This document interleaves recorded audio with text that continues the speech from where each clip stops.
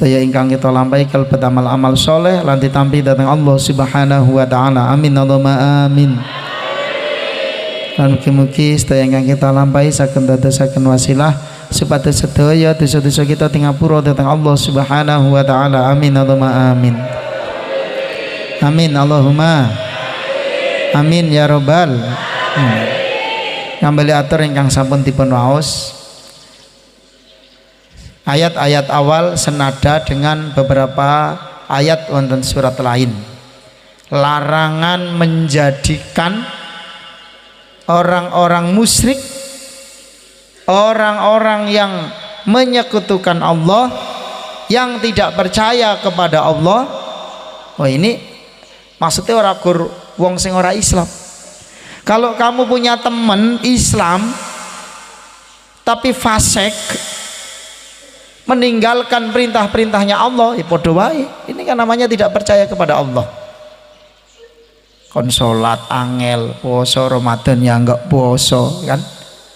Walaupun Islam sama saja, dia tidak percaya kepada Allah. Dilarang menjadikan orang-orang musyrik, orang-orang fasik tersebut sebagai teman setia.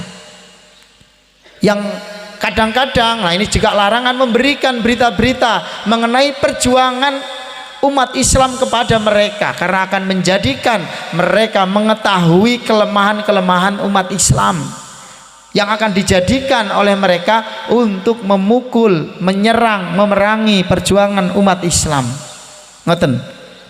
Walaupun ayat ini dulu diturunkan kepada para sahabat, tapi konteks ayat ini seterusnya itu untuk kita. Ngoten. Jadi kita dilarang menyebarkan berita perjuangan umat Islam untuk menegakkan kebenaran, kebaikan kepada orang-orang yang benci Islam. Karena sungguhnya orang-orang musyrik itu dijelaskan dalam ayat lain, mereka tidak akan pernah senang puas kepada orang Islam, perjuangan umat Islam. Mereka akan senantiasa mencari cara, mencari celah, berusaha untuk melumpuhkan umat Islam sampai umat Islam ini pada mau mengikuti kemusyrikan mereka. Ditegaskan oleh Allah seperti itu. Mereka sampai kapanpun gak akan rela melihat umat Islam akur, rukun, bersatu, kuat, hebat, makmur. Mereka tidak akan rela, pasti akan mencari cara untuk memecah belah. Iya. Nah, sekarang contoh gini aja yang sederhana. Sekarang NU dan PKB. Ini kalau NU itu bersatu dengan PKB akan kuat, akan hebat. Maka orang akan mencari cara memecah belah antara NU dan PKB. Kenapa? Kalau NU ini kompak, PKB itu akan kuat gitu loh. Nah, itu kelompok kita lah contoh gitu ya. Jadi terus ada saja masalah yang akan menjadikan dipecah belah supaya jangan sampai kuat, jangan sampai menang. Nah, seperti itu. Dan seterusnya. Dulu ketika berada di pemerintahan kekhalifahan Turki Utsmani, itu seluruh jazirah Arab berada dalam kekuasaan Kesultanan Turki Utsmani. Oleh karena itu orang-orang barat Eropa tidak akan terima mereka bersatu untuk menghancurkannya. Maka akhirnya dibagi-bagilah kecil-kecil negara itu, dibagi-bagi. Ada negara yang sangat maju, beberapa negara ya, ada Uni Emirat Arab Dubai, bahkan gedung tertinggi di dunia itu ada di Dubai, 837 meter kalau tidak salah tingginya, tertinggi di dunia, tidak ada yang lebih tinggi. Di negara-negara lain belum ada, di Cina, Jepang belum ada gedung setinggi itu, maju luar biasa. Di sana mobilnya mobil ya anak-anak mudanya itu mobilnya mobil Ferrari itu yang harganya paling murah 3 miliar 15 miliar. Dan di sana katanya kalau nyerempet nubruk peyok dibuang, nggak didandani, nggak ada bengkel reparasi mobil yo reneng. Ini dewe mobil wis hancur sik didandani pokoknya. Padahal mobil tua, mobil tahun 80 peot didandani. Di sana tidak ada. Kenapa? Saking pada kaya-kaya, pada makmur tuh kan. Tapi negaranya kecil. Oh, negaranya kecil. Mungkin sak kecamatan di tempat kita saja. Mungkin. Oh, penduduknya juga sedikit. Kayak kemarin Piala Dunia berada di mana? Di Qatar. Qatar itu menyiapkan anggaran untuk mempersiapkan dan pelaksanaan Piala Dunia lebih 3.000 triliun. Coba bayangkan, Indonesia APBN sak negara yang pulaunya 17.000 pulau, rakyatnya hampir 300 juta, anggaran setahun nggak sampai 3.000 triliun. Qatar gur nyiapne bal-balan 3.000 triliun lebih. Padahal Qatar kuwi negara kecil. Negara kecil, penduduknya aja cuma 2,5 juta. Ombone karo satu kabupaten tempat kita masih luas lah tempat kita. Kaya, tapi ya itu kecil-kecil. Dulu dibagi-bagi itu semua Jazirah Arab itu dipecah-pecah supaya jangan sampai kuat. Nah itu di backup dulu semuanya. Kecil-kecil, mulai Uni Emirat Arab, Dubai, Qatar, Abu Dhabi, Bahrain. Ini negara kecil-kecil tapi kaya-kaya karena mereka pada beriman bertakwa. Mereka betul-betul menerapkan apa yang diperintahkan Allah dalam Al-Quran. Tadinya sama, Uni Emirat Arab itu juga kaya belum lama karena penduduknya beriman bertakwa, syariat Islam yang ditegakkan. Allah mengeluarkan rezeki dari bumi, padahal tanah yang gersang tandus, tapi dikeluarkan dari buminya itu minyak, gas yang jumlahnya sangat besar sehingga menjadikan negara itu makmur. Itu sesuai dengan janjinya Allah dalam ayat lain, walau anna ahlal qura amanu wattaqau la fatahna barakatim minas sama'i wal ard walakin kadzabu fa ahutnahum bima kanu yaksibun. Nek bukan salah dikoreksi, soalnya jarang dia wocok kan, biasanya lali. Bener bu, piye kuwi monine kula ya lali. Nah iya, makanya ini maghrib tak omong no, bedone ilmu karo duit.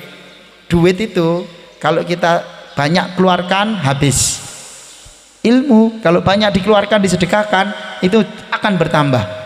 Kamu hafalan semakin banyak kamu lafalkan, kamu sampaikan akan semakin hafal. Tapi kalau duit semakin dikasih habis. Nah itu bedanya. Ilmu semakin tidak diamalkan hilang. Hilang. Kalau nggak percaya buktikan. Kamu tadinya hafal sak juz, nggak pernah lagi kamu, hilang sudah, nggak apa lagi sudah. Itu loh. Jadi ilmu itu harus diamalkan. Nah, orang diamalkan hilang. Mari kamu yang sudah pada sekolah, sudah pada menghafal, sudah pada belajar, kok saiki gur senengane nganggur orang apa-apa, hilang nggak bisa ngapa-ngapa. Kemarin dulu ada staf saya yang ikut saya 9 tahun, tadinya dosen juga, sudah serdos, menikah sudah pulang. Kemarin karena komunikasi sama Mbak Nurul, tak bilangin suruh ngajar online kan nggak apa-apa, sudah sertifikasi dosen loh dulu kan. Kalau sekarang ngajar lagi tinggal diaktifkan sudah. Apa katanya? Udah nggak bisa ngajar, udah lama nggak ngajar loh kan, udah nggak bisa karena lama, berapa tahun, 7 tahunnya tidak ngajar, mau ngajar udah nggak bisa. Coba gitu loh. Jadi jangan kamu kok kesenangannya nganggur, nggak mengamalkan apa yang sudah dipelajari, hilang. Kamu tadinya rutin sedekah, tiba-tiba kamu berhenti sebulan saja, mau memulai lagi sudah tidak mudah, mau mulai lagi sudah nggak mudah, berat. Nonton loh. Tapi kalau kamu sudah rutin, justru kalau tidak melakukan tuh rasanya gimana gitu. Saya karena berusaha rutin gitu, jadi kalau ada hari saya nggak ngaji istighfar itu tetap diamalkan. Lain waktu, pas pagi itu di mobil, siapa yang suka ikut itu, di mobil sampai selesai. Kenapa? Rasanya kalau tidak melakukan itu ada sesuatu yang kurang gitu loh. Maka biasakan dirimu. Nanti kalau terbiasa lama-lama menjadi bisa. Ngoten, sallallahu Muhammad. Itu orang-orang kafir tidak akan senang kalau umat Islam ini bersatu padu. Ngoten wis to, akan dicari cara untuk memecah belah. Supaya apa? Supaya lemah, supaya enggak menang. Partai Islam harus dipecah-pecah, ojo sampai kompak, bahaya nek kompak menang. Lu kepiye lo? Indonesia 90% umat Islam, tapi partai Islam tidak pernah menang. Loh persoalannya. Kenapa? Ya karena orang Islamnya dipecah belah, dan itu tadi banyak yang mohon maaf tidak berpikir bagaimana bersama-sama bersatu padu demi kejayaan agama, itu tidak berpikir begitu. Pemenang saiki nduk pilihan iki pokoknya NPWP nomor piro, wani piro lah. Ora diwehi ora bakal dipilih walaupun kenal. Walaupun akrab los. Ini aja yang ngasih. Ya kenyataannya seperti itu. Kenapa ini terjadi? Kenapa? Pertama karena memang mental kita. Kedua karena mungkin kurang sejahtera. Mungkin lo nek sejahtera kan ngapain nukur duit 50.000 100.000? Gak penting kali. Bener bener? Iya kan? Gak penting. Tapi kenyataannya ada nyalon bupati orang nyiapkan duit minimal 30 miliar ya nggak usah nyalon. Ini udah pernah jadi calon bupati, kalau duitnya ya gak dipilih kan, gitu loh. Saudara sendiri aja, tetangga sendiri belum tentu milih. Apa orang tiwai duit seko calon sing lain, ya itu. Jadi ayo bersama-sama belajar, kita harus kuat iman Islami, men selalu bisa bersatu padu kompak membela Islam, supaya Islam ini kuat. Kita jangan jadi orang pemalas, kerja keras supaya sejahtera. Kalau kamu sejahtera tidak mudah diombang-ambingkan. Yo Rono, yo ini, oi kene bagi-bagi iki. Rono ya. Bagi orang yang sudah kuat iman Islamnya sejahtera, oh nggak mudah. Itu loh, walaupun itu berat. Saya pernah mencobanya. Melok Rono Rene. Kamu kalau enggak harus mundur dari jabatan ini. Kalau enggak deklarasi dukung ini. Apa jawab saya? Saya jangankan gratis, seandainya dibayar mau 2-3 miliar pun saya tidak bisa. Saya belajar untuk teguh pendirian. Itu. Apalagi enggak dikasih uang, saya bilang mau dikasih aja saya enggak mau. Untuk berubah pendirian saya. Walaupun ada resikonya. Ngoten, kira-kira saya tanya, kalau orang perutnya aja lapar mau makan nggak ada beras, bisa berprinsip seperti itu? Sakit batin kira-kira? Serah mungkin. Bagi dia siapapun yang datang beri satu itulah malaikat. Itu mau iblis yang datang kalau ngasih duit dipilih tetap sama dia, diikuti. Kenapa? Oh itu yang nolong saya kok. Nah kenapa? Karena kita miskin. Makanya bener dawuh Kanjeng Nabi, kadal fakru ayyakunal kufro. Kefakiran itu dekat sekali dengan kekufuran dan kekafiran. Dekat. Kenapa? Orang susah itu jarang sekali punya pendirian teguh, punya prinsip. Makanya kalian jangan jadi orang susah, harus sejahtera. Sallallahu alaihi Muhammad. Bagian ayat sing terakhir diwaos wau, 2 ayat terakhir, bahwa telah ada suri tauladan yang baik yang dapat kita jadikan contoh Nabi Ibrahim alaihi salam. Selain di ayat lain bahwa Allah menjadikan Kanjeng Nabi Muhammad sallallahu alaihi wasallam sebagai suri tauladan yang baik. Nabi Ibrahim alaihi salam itu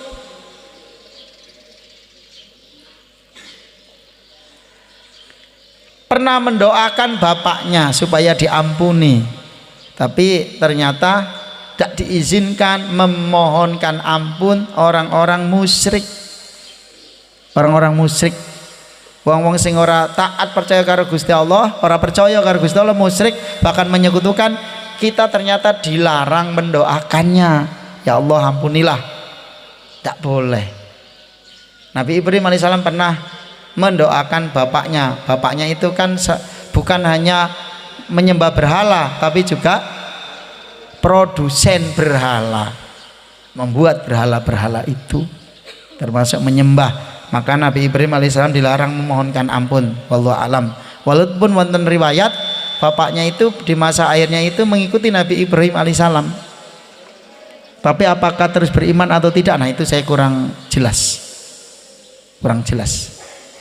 Setelah Nabi Ibrahim peristiwa dibakar selama 40 hari, menurut riwayat tidak mempan, artinya tidak terbakar, dibuatkan lubang besar, diisi dengan kayu bakar penuh, dibakar terus tiap hari dijok supaya api tetap besar. Setelah 40 hari bukannya geseng, Nabi Ibrahim salam naik dalam keadaan utuh. Justru yang gosong adalah yang pada bakar, karena mereka tiap hari nunggoni itu pipinya pada item-item, pada gosong nunggoni geni itu ngasih kayu bakar terus tiap hari kan. Nabi Ibrahim keluar dari bara api dengan selamat, karena api itu oleh Allah sudah diperintahkan berubah hukum alamnya. Api itu panas, tapi oleh Allah dijadikan berubah, api disuruh dingin. Kul ya naru kuni baldan wasalaman ala Ibrahim, wahai api dinginlah kamu, diperintah oleh Allah jadi dingin bagi Ibrahim. Sallallahu Muhammad. Jadi hukum alam itu adalah sunatullah ya, ketetapan Allah akan tetap seperti itu kecuali Allah berkehendak lain. Itu adalah apa jenenge, akidah ahlu sunnah wal jamaah. Karena akidah itu macam-macam, ada Mu'tazilah, ada Syiah, yang mereka ada yang berprinsip bahwa sunatullah atau hukum alam itu tidak akan pernah berubah, bahkan Allah harus mematuhi hukum alam tersebut karena itu sudah ketetapannya sendiri. Padahal kenyataannya ada yang berubah, seperti contoh itu tadi, harusnya Nabi Ibrahim hangus dibakar api, tapi oleh Allah api disuruh dingin, sehingga bertentangan dengan hukum alam ya, bertentangan dengan sunatullah. Itu akidahnya ahlu sunnah wal jamaah, yakin bahwa segala sesuatu itu tidak akan berubah sunatullah kecuali, nah itu ya, kecuali Allah berkehendak lain, jadi bertentangan. Kudune banyu kuwi miline ke bawah, tapi kalau Allah berkehendak bisa milihnya ke atas loh. Karena sunatullahnya harusnya bahwa air itu selalu mencari tempat yang lebih rendah. Ngoten hukum alam. Wallahu alam nggih, ngoten mawon sementara. Jadi sekali lagi tolong jaga diri, ojo sampai musyrik fasik. Fasik itu sebenarnya mendekatkan diri kepada kemusyrikan. Fasik itu adalah orang-orang yang senang itu meninggalkan perintah-perintahnya Allah, lama-lama ya wes menyekutukan Allah, ora disembah. Lama-lama dia lebih percaya dengan sesuatu yang lain daripada Allah, wes jadi musyrik kan itu. Kalau yang enggak musyrik kan taat. Makanya ayo jadi santri wes diomongi bola-bali, pinter durung ya kan, istiqomah ya durung, wes gampang, taat aturan wis ngono wae. Taat aturan wis iku paling penak, taat aturan. Kon ngaji-ngaji, sekolah-sekolah, baris-baris, dihukum, bersih-bersih, pokoknya taat aturan, jangan tidak taat aturan. Itu yang paling mudah dilakukan dan itu derajatnya tinggi. Karena walaupun kamu pinter, walaupun kamu sudah lama di pesantren, nggak taat aturan, wis pasti su'ul khotimah, pasti su'ul khotimah. Jadi tolong bareng-bareng taat aturan, men ora dadi wong fasik, men ora dadi wong musyrik, men ora dadi wong kafir. Lah kan jurusane rono dalane, mulai fasik, suwi-suwi musyrik, suwi-suwi kafir niku lho. Nek taat insya Allah lama-lama takwa. Taat itu menujunya kepada ketakwaan, taat itu. Sementara fasik tidak taat, orang taat suwi-suwi fasik, suwi-suwi musyrik, suwi-suwi kafir. Nah itu jalannya. Jadi orang eneng wong ora taat langsung kok dalane bablase takwa, ora eneng, nggak ada ceritanya. Nanti loh, Padahal saya berdiri di sini, kalau mau mengetan ya harus rono.